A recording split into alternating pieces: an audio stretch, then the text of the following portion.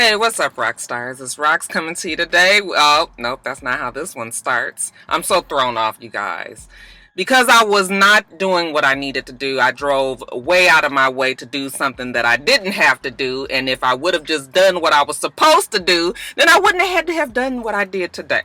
So I'm real frustrated because I wasted gas and time and energy going to something that I didn't even have to go to. Okay, all you have to do is follow through. I know I'm talking, between the lines, but all I got to say to my younger rock stars out there is take care of your fucking business. Okay, you won't be running around out here like a damn lost hamster. Anyway. None of that means anything to you. Let's get with this video. Today is just a little bit of talk about what's at the top of the blogs. So let's get to it. Alright, you guys. So if you saw my video, I think I separated. I'm not quite sure if I'm going to leave it on top of the blogs or not. If this is the first story on top of the blogs, then I have separated out my story. But this story here sort of relates, not really, but kinda. Jess Hilarious. You guys by now know the story. Jess Hilarious was getting on a flight. She was in an airport. She was in line. There were some gentlemen ahead of her who had on turbans. They were Sikhs. And when she was live streaming on her Instagram Live, or it may have been just her Instagram stories, she flipped the camera around when she saw these gentlemen in their turbans, and she was like, "Where are you going?" Joking around, or maybe not. I honestly feel like she was joking around and trying to be funny, and probably was one of the worst times to be funny about, these men wearing turbans, considering this attack just happened in New Zealand, right? You would think with as much as the girl is in the shade room comments and on social media, that she would have at least seen that there was a shooting, even if she didn't know the ins and outs of what had happened. But anyway, saw them, was like, "Where are you going?" Kind of like, "Oh my God, this is not good." And of course, when her followers saw that, and she has 4 million followers, by the way, when they saw that, many were on the attack. She went on to make the situation worse by saying, "I felt how I felt. I was scared. Fuck you guys who don't understand," and she went on and on. Again, worst timing ever. And when I was watching the video of her going off on her followers, very much in her regular style, I just kind of thought to myself, like, this is going to be a mess for her. And I knew that eventually she was going to have to apologize for what she said. Okay, now we can be real tough, but when you got a good 3/4 of your followers coming for you, okay, whether or not they were being hypocritical or not, because sometimes as black folks, we can jump on a bandwagon. This is not one of those situations. People were just like, even as a black person, even if you don't understand what the Muslims going through, even as a black person, you should feel some sort of way, okay, racially profiling these people who, or in this case, Muslims not a race, but profiling these people who, just because of the way they look, are being judged. Like, you should know that, as a black person, that this is not good, okay? So people was after her left and right. She eventually typed up something and said, "Listen, I'm not a racist. I was ignorant to the fact that these Sikhs, were Muslim, and that I didn't really mean anything by it. I got Muslims in my family." And I was like, "Child, when you get to say you got them in your family, you really on the ropes, right?" But even when she said that, I was just like, "Oh, this is really still gonna not be good." She's gonna eventually have to come out and say something. And after a day or two, she did. And it was very different, Jess Hilarious, than what we get.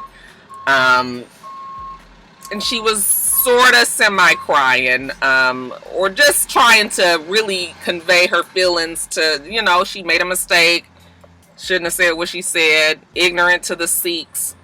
People contacted her, kind of, educated her on what they stand for and who they are as people in this world. And, okay.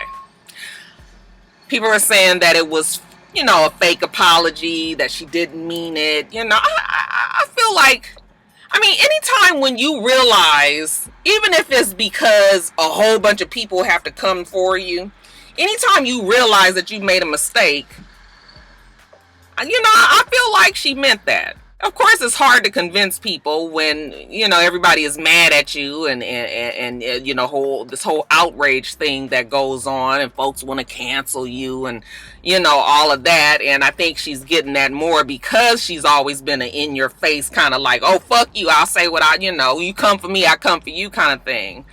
But, I felt like she meant what she said. I feel like when you have a platform such as she does, you can't be as irresponsible any longer. It's different when you just got 10,000 followers. You got 4 million people. You have to think before you speak. And that is the problem with social media. And it's definitely the problem with, these streams, Instagram stories, Snapchat, even the live streams. One of the reasons why I don't do them that much is because there's this feeling of when you're streaming, your defenses are low, your guard is down, because it's just you and your everyday, you're not really on. Okay, so you get to the point where you're so comfortable with your audience that you may do some shit that you normally wouldn't do or say to your whole entire audience. It's one thing for me to be joking around with my friends. They know me, we get each other's comedy. We get each other that way. And it's another thing to be joking around with 4 million people. And something as sensitive as this is definitely one of the reasons why I don't do those kind of things that often. I'll be out with my friends and they'll be like, oh, you should, get on Snapchat, or you should get on Instagram, and I'll really think about it. And I might even put a few things up, but yeah, no, because sometimes some shit can go down. I don't have control over everything that's going on around me, and then it's out there for everybody. One of my friends might say some shit, okay? So yeah, no, and that's the one problem that a lot of people have with always wanting to share every single thing. Like, did we really have to see you getting on a plane and going somewhere? See, that lets you know that everybody's in this whole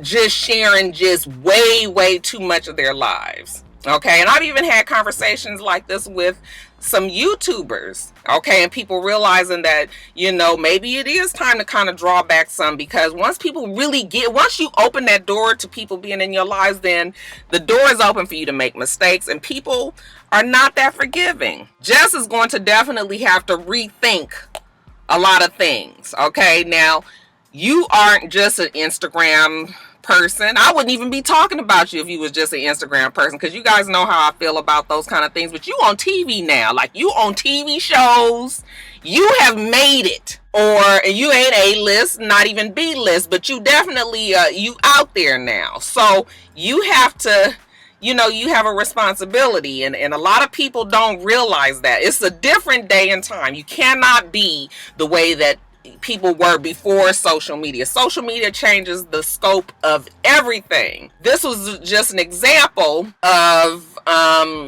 you gonna have to regroup. You gonna have to get you a publicist. You gonna have to get you a team, and not just some of the homies. I'm talking about like some people that's professional, that knows how to mold and sculpt you so that you are presentable to 4 million people now.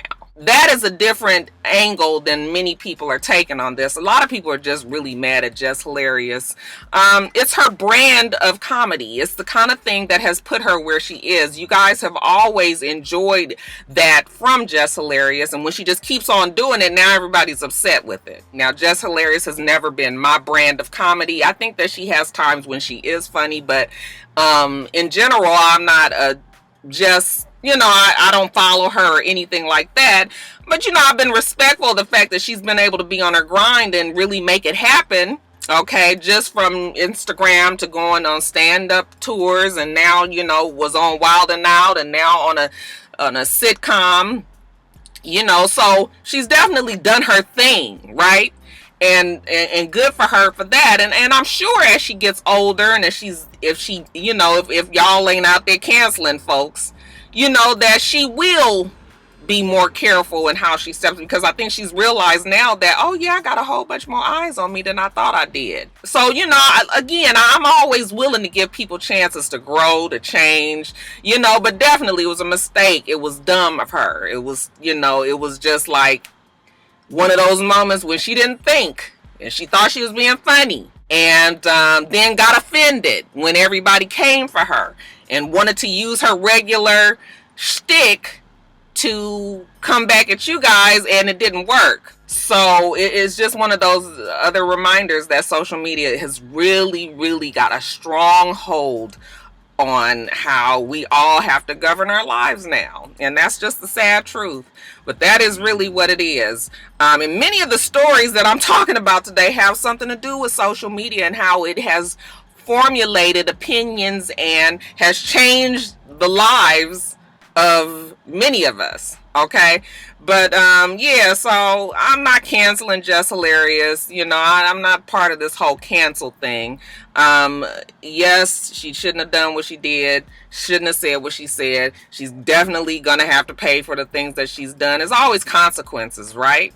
But hopefully Jess will just, hopefully this was an eye-opener. Okay, can't do the same shit that you used to do. That's it on Jess. What do you guys think, though? I know many of you guys are real upset with her and feel like, you know, you want to cancel her and all of that.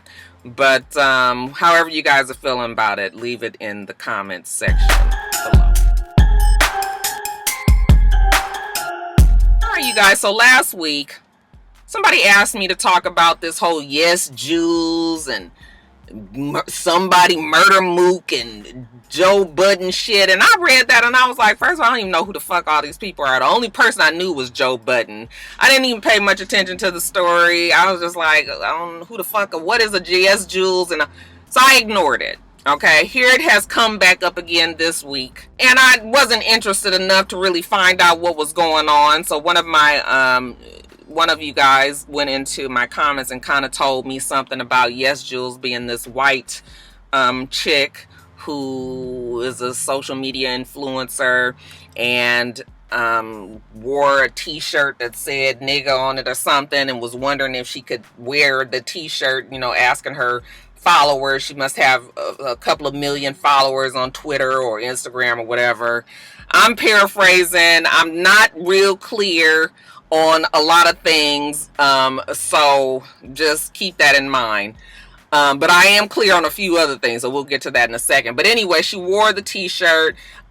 She done pissed off some black people. That's the bottom line, okay? So then I was just like, okay, let me try to read up a little bit on it. Well, Essence Magazine had a story about her and the problem that they've had with her, and the fact that she has been very disrespectful to black women. I was like, well, let me read this story since it pertains to me. Okay. And then I started to understand why people have such issue with YesJulz. Okay. She is a white girl who has been accused of being a culture vulture. Okay. Coming into our black community, being accepted into the black community, especially by black men, because I guess she's kind of got this in your face type of personality. Again, I don't know her. I don't even know what she looks like. Okay. I wouldn't know her from anybody else right now. But the story, the article was saying how she's always said things about black women, how she's able to get black men and black women couldn't get them, you know, and how black women have a problem with her because she's always leaving the clubs with, you know, black men, and that she got a big ass and it's not fake and black men love her ass. And okay, so you can see where the problem would be with YesJulz, especially when it comes to black women. So I'm reading this article and I'm just like, what the fuck? I'm offended by YesJulz, okay? But see, I don't even care about, because I don't give energy to people like, when people like that be out there, I just ignore them, Like, they be so out of my... I don't have no thoughts about her. She's just as if she doesn't exist. But yes, she's definitely problematic. Then goes back and kind of plays the victim, you know, when the black women come for her, or, you know, then all of a sudden it's, you know, why are everybody after her, and, you know, she's this, she's that. And for some reason there have been some black men out there who have been sympathetic to YesJulz, okay, even with the things that she has said about black women. And you can see why black women would be very upset about this, because there are many black women out there who feels like black men don't even protect them. Okay, you out here, the bitch is saying some offensive shit right in the black woman's face, and yet and still, once she get to crying about it, when the black woman come at her and want to beat her ass, when she get to crying about it, then you got black men saying, why are we so hard on YesJulz? Okay, even though did you see what she just said about your mama? Okay. That's all we saying. So that's the gist of YesJulz. Now, like I said, I don't really know the full story, but that's the gist that I got from Essence Magazine. Now, yesterday, I guess Daniel Caesar was somewhere. Looks like he had been drinking. Not that that's an excuse, but you know. And he went on to say, why is the black community so touchy? Why is it that we are so offended? Why is it that we get in our feelings when people say things about... Now, he can say black community, but black women, when you already offended about some shit that the bitch done said, we thinking to ourselves, like, you talking about us. You can say community if you want to, okay? But you talking about us, because she mostly offends us. So when he gets out there and he says, you know, I just have to realize that people have opinions. They're able to, you know, think whatever they want to think about me. But I can't get upset about it because that's just their opinion. All right. And listen, Daniel Caesar has a right to feel however he want to feel about whatever. Just the same way that everybody else has a right to feel the way that they feel. But there's always consequences. If she gonna get out there and say some stupid shit, just like what I was just talking about with Jess Hilarious, then she ought to be ready to take whatever is coming back her way. And no, we shouldn't have to ignore how we feel about something if a white person does offend us. Okay? No, we should not have to do... Now I just told you that shit, like, I just wouldn't have nothing else to say about YesJulz. I wouldn't deal with her, wouldn't talk, wouldn't support her, wouldn't watch nothing that I wouldn't, you know. But everybody's not that way. So you gonna get some motherfuckers out there that want to come at her neck, and understandably so. Like, it's just like you can't tell people how not to feel about something, you know. And it's worse when it's a black man. Okay, Daniel Caesar, who all us black women love his music, right? Okay, now we out here supporting you, and then you come say some shit like that. So now I understand why, you know, people is mad at Daniel Caesar, many black women, because it's just another one of those in your face examples of when, you know, black men wanting to coddle, okay, white. I hate to put it in this black man, white woman, black woman thing, but I mean, it is what it is. Shout out to Ashley. Would he have even said that if it was a black woman? Okay, would he have even said it if YesJulz was black? He would have ignored that story probably. It would have just been black people being upset about some black shit. Okay, but the fact that it's her, now he wants to speak out, and it just looks like, at least, okay, he's protecting this white woman.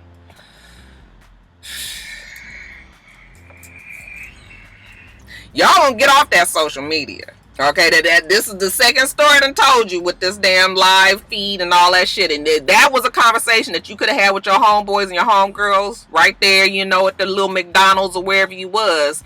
That was not a conversation for the whole world. See, and now the whole world has access to something that maybe if you would have thought about it, or maybe if you wasn't drunk, okay, maybe you wouldn't even have said it. See, this is another example. But yeah, y'all, you tell me what you think. Like I said, I don't really care about YesJulz, because I think the conversation is more about black women keeping on being told to not feel a certain way when we are so blatantly disrespected. So that's more what this story is, and that's why I talked about it. But you guys tell me what you think about it. Did you guys agree with Daniel Caesar? All right, or is there a bigger picture to this story that he has missed? You guys leave your comments about it below.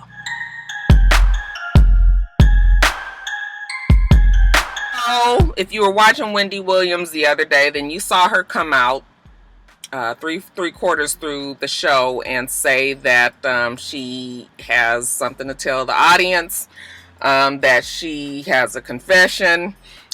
She's been living in a sober house for about a year, that when she leaves Wendy Williams' show, she goes and does an hour of Pilates, yoga, and then she goes with her 24-hour sober coach to a 24-hour sober home. She's there with other men who have, I shouldn't say other men, I didn't mean it that way, she's there with men who have drug addictions. She stays there, she sleeps there, she gets up in the morning, she goes to the Wendy Williams show, she does the show. Okay, now, of course, people were shocked, or maybe not so. You had to have been living under a rock to not know that something was going on with Wendy Williams. When she came back from her 3-and-something month hiatus, or I should say my medical break, because the show actually kept going on. She just wasn't on there.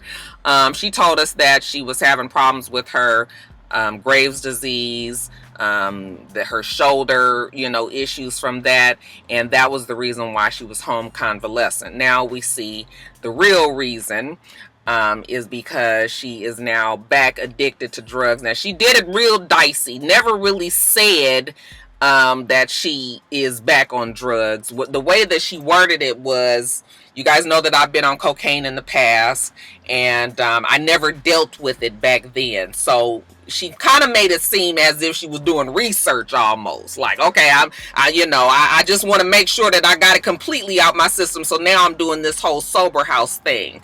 All right, but you just had to read between the lines and know what she was saying was, I am on cocaine heavy again.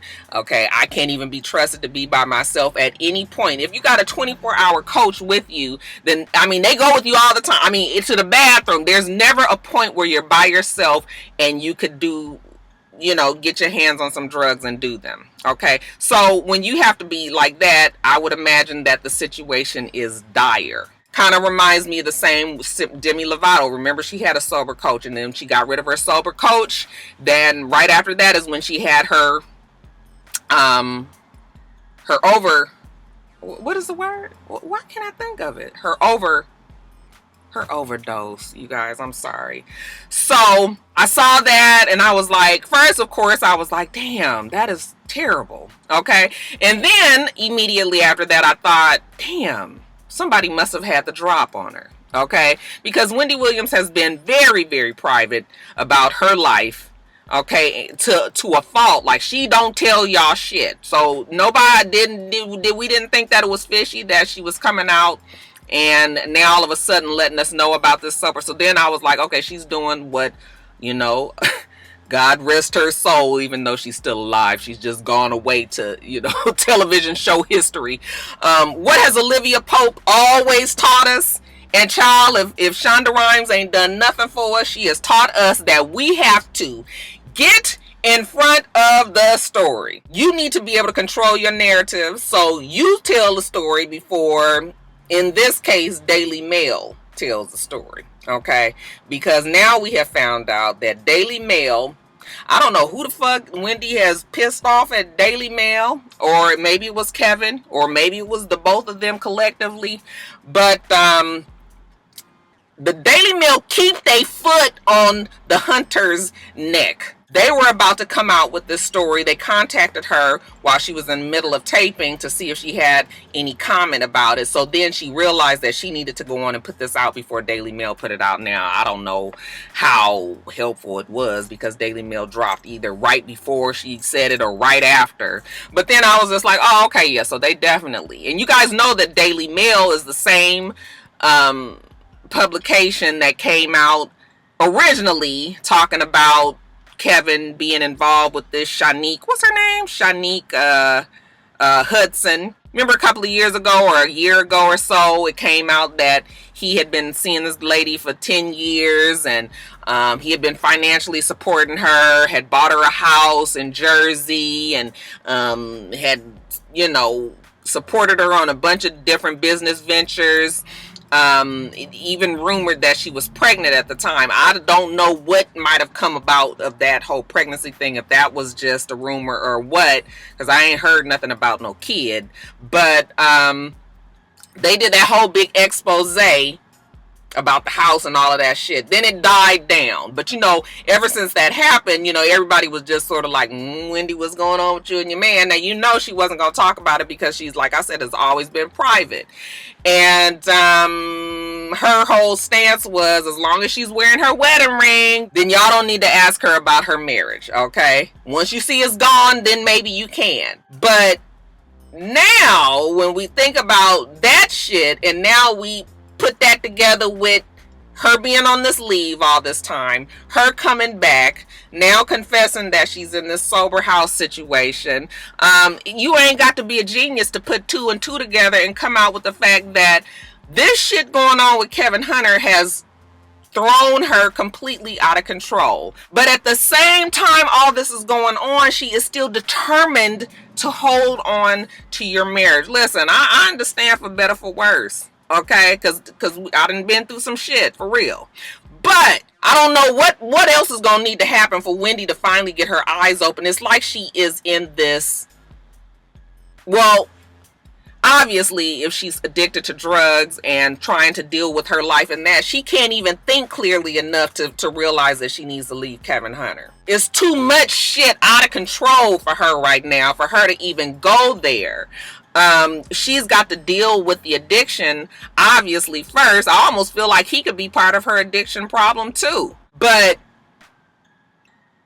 you guys, I just feel bad for Wendy. Because she obviously is not strong. A woman that has her type of power, her money, her influence, she's not strong enough to leave him. Okay, she's not strong enough to leave him. And people are saying, oh, you know, her money, there's no prenup and he's going to take a lot of her money. As a matter of fact, in this Daily Mail story, that's what they're saying. He's telling Shanique, who has given him plenty of ultimatums, they said, for him to leave Wendy, and, you know, so that they can have their life together, you know, without them being mistress and cheating and shit.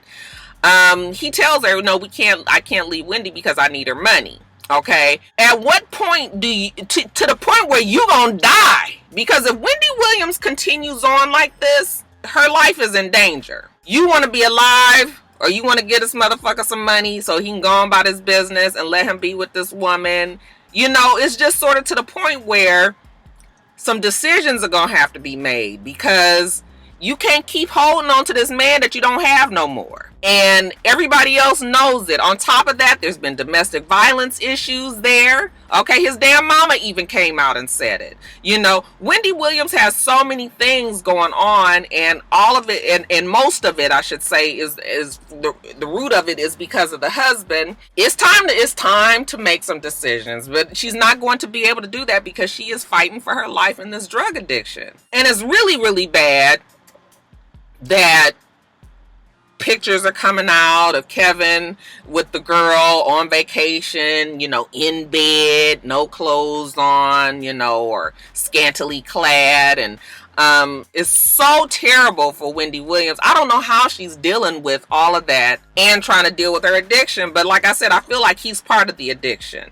Okay, now it's clear that he's got a whole nother relationship going on with this woman, and you still trying to fake the funk to your audience. Now, you guys know me. I always say Wendy doesn't have to share her life because she talks about other people's. One is a job and another is her life. But it has now come to the point where, girl, you just can't. I mean, everybody know now. All right, some of the shit might be inaccurate, but the whole story, as you know, we done figured it out. So now you coming on the show trying to act like everything is okay, like that show is not gonna make it, you guys. Now, I told you guys that I thought that the show was gonna be fine. That's when I thought that we was just dealing with, you know, that whole drug thing. I hadn't even factored that in. She is not going to be able to juggle all of this shit going on in her life and maintain a successful show.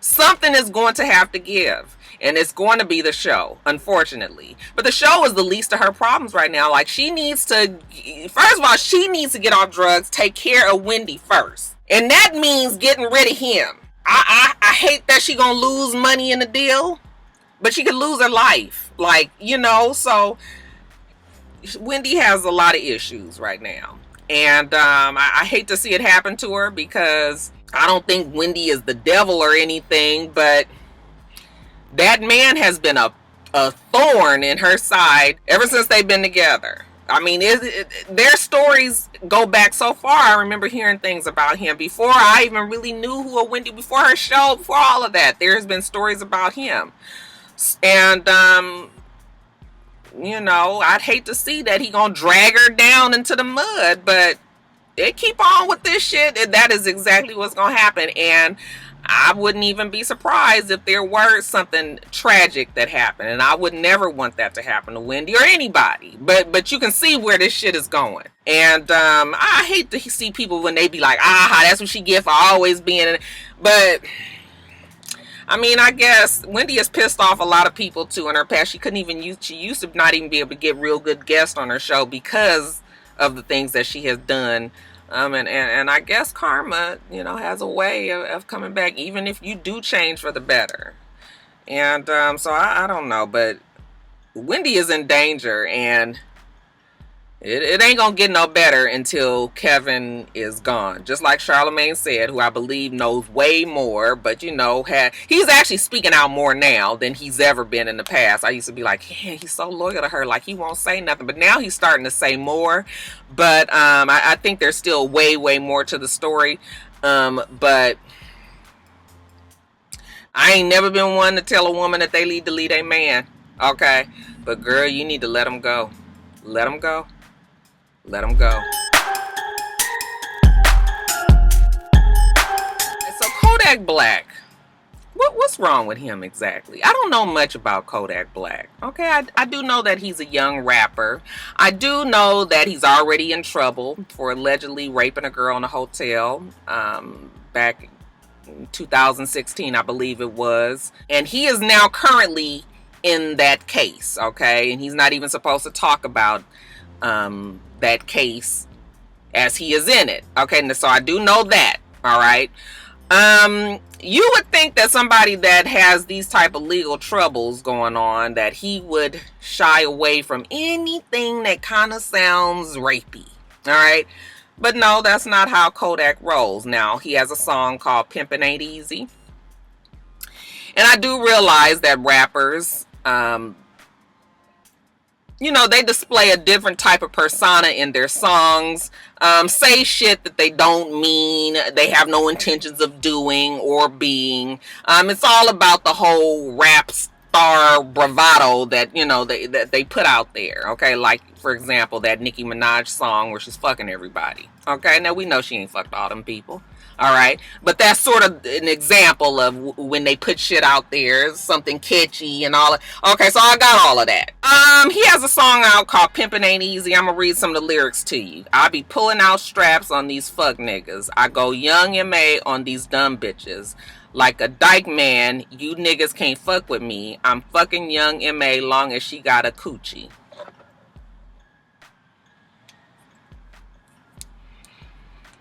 What's wrong with Kodak, y'all? Now, I just told you guys how problematic that is, and the fact that the man is in the middle of a rape case, right? Okay.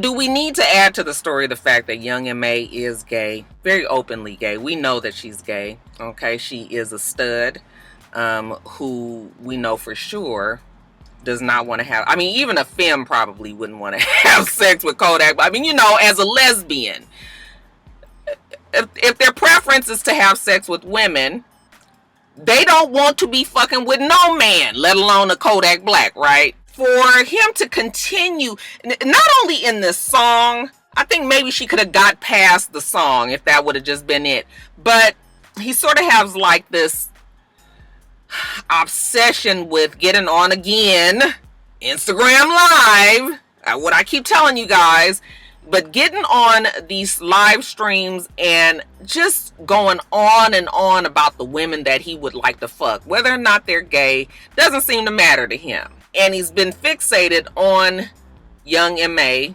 And honestly, just like she said, it's weird. Now, you know what I like. I've never been one to be seen with a man, at least as far as we have known young M.A. And it's just crazy for you to continuously, I mean, it's sort of like you hitting on a person at a bar and the person tells you, I'm not interested, thank you. Oh, you mean I can't get you a drink?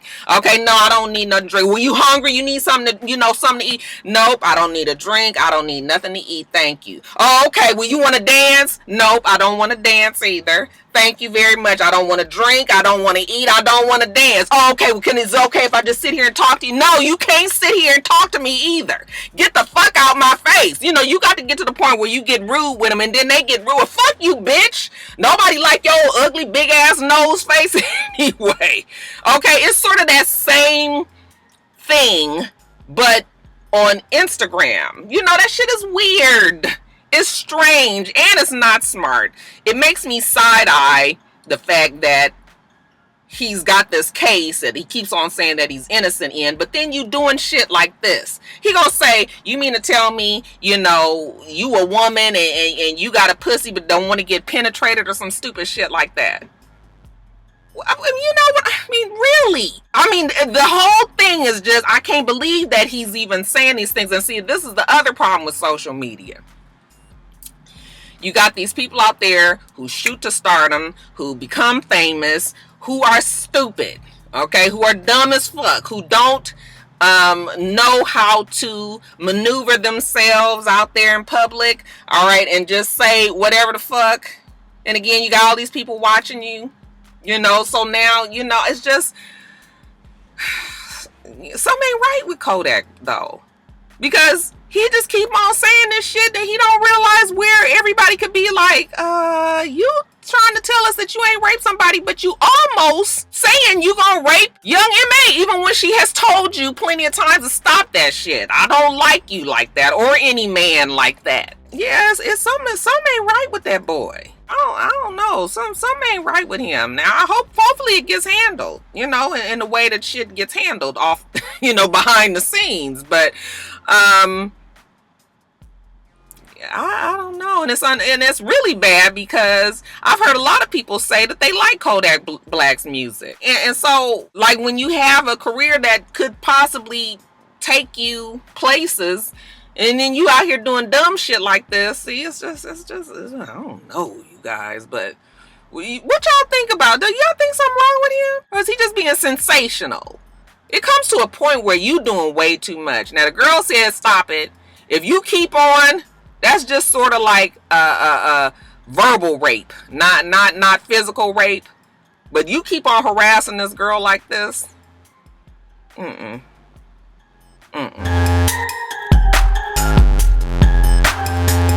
pontificating today, ain't I? I'm putting it to y'all. So, news has come down that Donna Brazile is going to be joining Fox News. And it has thrown some people in a tizzy. And when I first heard the story, I was like, Donna, really? You going over there to the enemy? And then I thought about it, you guys. I watched Bill Maher weekly. I love that show. And there was a part in the show when he was talking about how one of the flaws in the Democratic Party is the fact that we don't like to take we don't like to take part in any type of fight or battle or debate. We feel how we feel, and if there's any opposition, we don't go to them to try to argue our point, to try to change minds. We just be like, nope, we not, you know, you don't think how we think, we ain't fucking with you. And you guys can see where that would be a problem, right? One of the things that he pointed out was he has Republicans, they come on his show all the time because they know that this is another time, this is another chance for them to get their agenda out, for them to say what it is that Republicans want, and possibly even change some minds. All right. And he said that that's a problem with the Democratic Party, that we don't feel like we need to try to change minds. In the meantime, you have people that are, you know, consider themselves Democrats who have lost faith in the party and then just don't really vote or get out there and be voting, you know, all these independent things that really just water down the Democratic vote, and you know, you get a nigga like your stupid ass president in office. So when he said that, I was like, now this was before Donna had even mentioned anything about her going to Fox. But when I saw that last week, I was like, you know what, that makes a lot of sense. Democrats need to stop being so afraid to fight. Put your shit out there the way the Republicans do, and let the chips fall where they may. So then this story comes out about Donna Brazile. And again, at first I was just like, no, Donna, no. And then I thought about what he said, and I was just like, you know what? This may be an opportunity to get somebody over at Fox News who can present the Democratic side. Now, I don't know how strong or weak Donna Brazile can be to go against a whole fucking network. I think that Donna Brazile is definitely a strong woman. If they were going to put somebody over there, it's good to have a Donna Brazile type in there. However, it makes me worried because you guys know them Fox News people, some of them motherfuckers is crazy. All right. And you're going to have to be real strong to always be presenting an opposition type message to what has been fundamentally what that whole network has been about. But I read an article in the New Yorker that she did an interview when they were asking her why she did it, and she said, you know what, we have to be willing to sit down with the other people.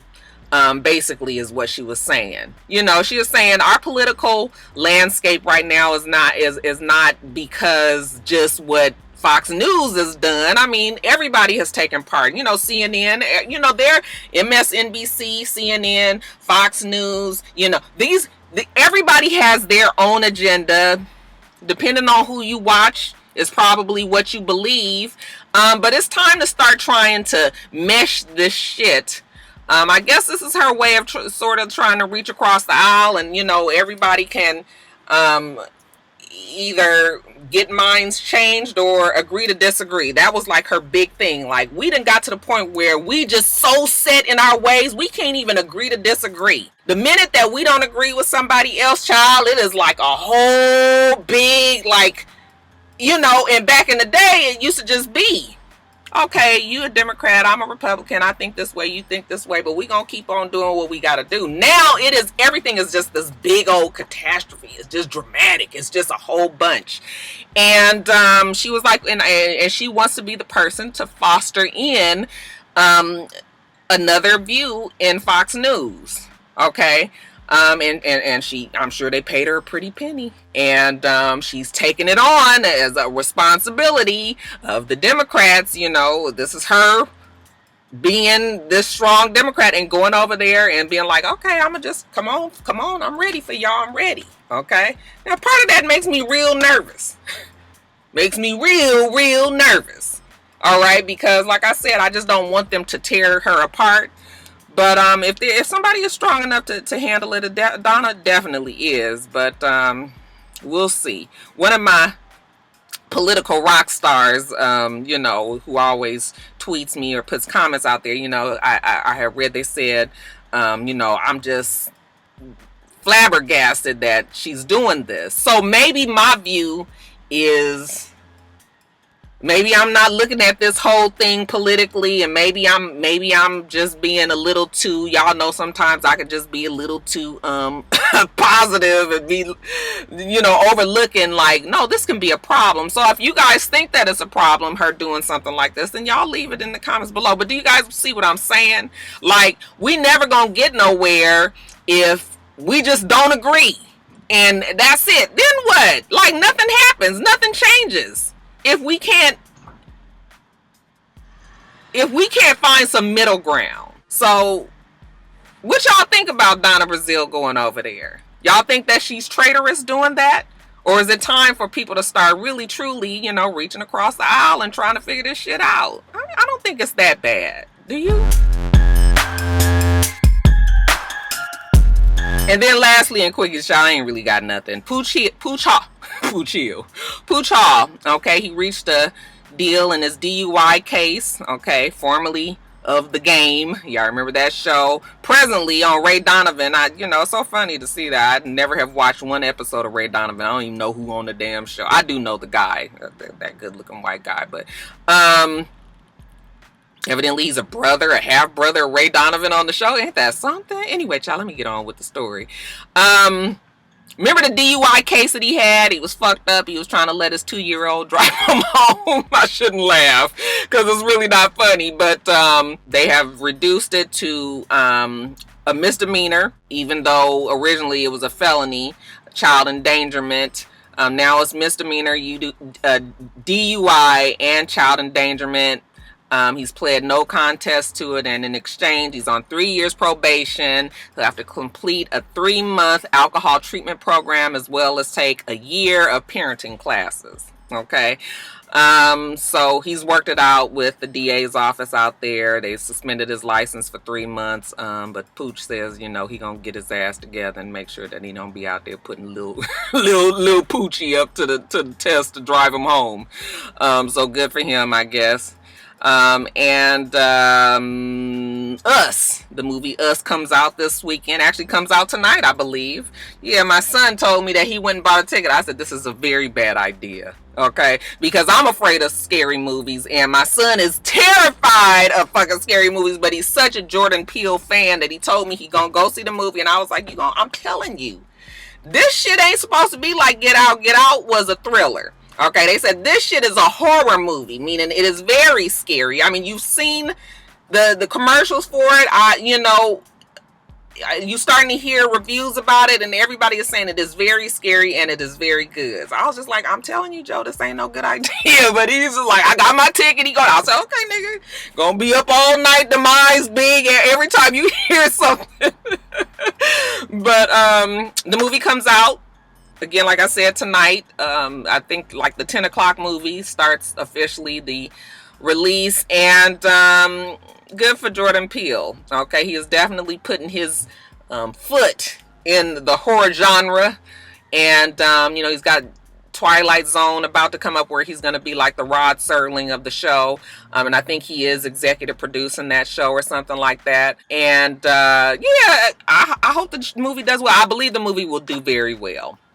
That is definitely a movie that I am going to have to see on DirecTV when it comes on in the middle of a day on like a Sunday, when I can kind of stop the movie when the shit get too scary, go to the bathroom, go get the kitchen, give me something to eat. Okay, come back. My family be around, you know, the dogs running around and shit, you know, just a little bit of distraction. So I just ain't got to be sitting up. And he going to go see it tonight in the dark. It's going to be nighttime when you come out the theater. I was like, Joe, I'm telling you.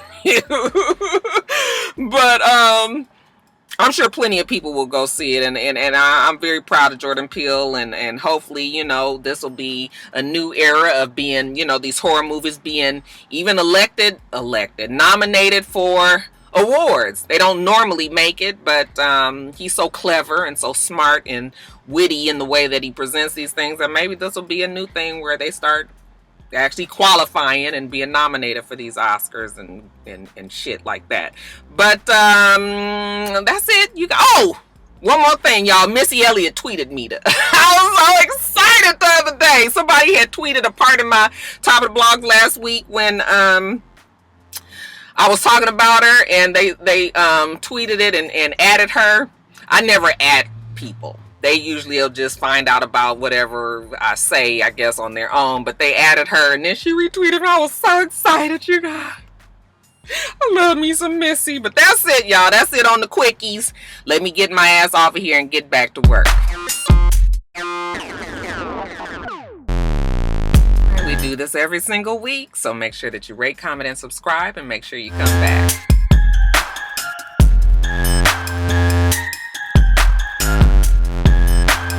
Until next time, Roxstars.